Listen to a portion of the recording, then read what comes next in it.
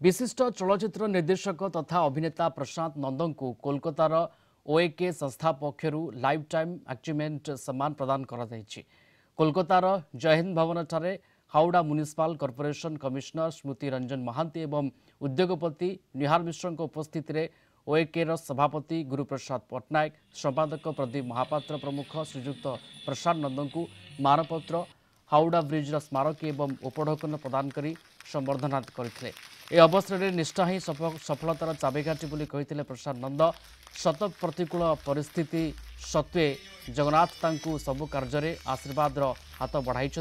आयोजित सभा डॉक्टर सब्यसाची पट्टनायक एवं डॉक्टर दीपक मिश्र को संबर्धित कर कंठशिल्पी अर्पिता चौधरी संगीत परिवेषण करथिबा बेले गोटीपो नृत्य ओडिसी नृत्य एवं ओएकेर सदस्य माने सांस्कृतिक कार्यक्रम परिवेषण करथिले।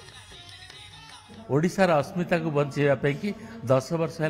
माने जो परिश्रम करते से पिला मत डाकिले सम्मान देवाई देते मत सम्मान देते मुझे सम्मान नहीं एवं मुझे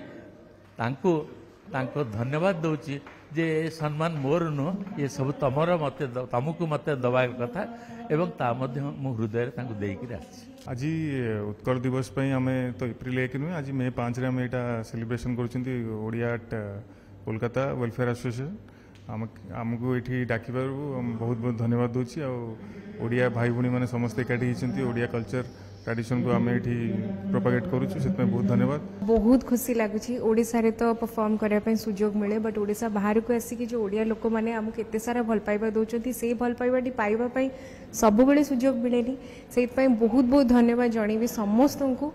आज मत संबर्धित करने खूब माने प्रति ग्रेटफुल कलिकतार समस्त ओडियावासी ये आज एकजुट होती एवं समस्त संगे आम देखा ओडिशार केमती उन्नति हम ओडिया लोक जो मैंने कलिकतार अच्छे केमती भल हम से जिनस आलोचना हम ओडिशार जो कला संस्कृति अच्छी ताकू प्रत्येक वर्ष केमती आम आम लोकनृत्य आणु आम निज ओडिया भाई और पाखापाखि जो मैंने आसुँच सचेतन करूँ जे आम ओडिशा केते उन्नत थिला गोटे दिन आकु आम केमती आगू आगू बढ़ेबा से चिंता भावना करी आम चलैछु। मु जानी मुझे योग्य कि नहीं तथापि यही संबोधन पर मुझे निजक गर्वित मन करुँची आपण मानक भल पाइबा ओडिया हमार गर्व नहीं मु सब बंचिक रही। देखु देखु 10 वर्ष हो गला ये 2014 मसीह आमर ये छोट फैमिली ओडिया जेट कोलकाता जहाँ को आम बहुत श्रद्धा डाकू होके आम स्टार्ट करूँ खिदिरपुर जगन्नाथ मंदिर रू ये 2024 10 वर्ष हो गला आमर प्रति वर्ष एमती गोटे आमर वार्षिक अनुष्ठान गोटे हुए ना है वंदे उत्कल जननी से आज आम पालन करूँ बहुत सुंदर भाव पालन करूँ।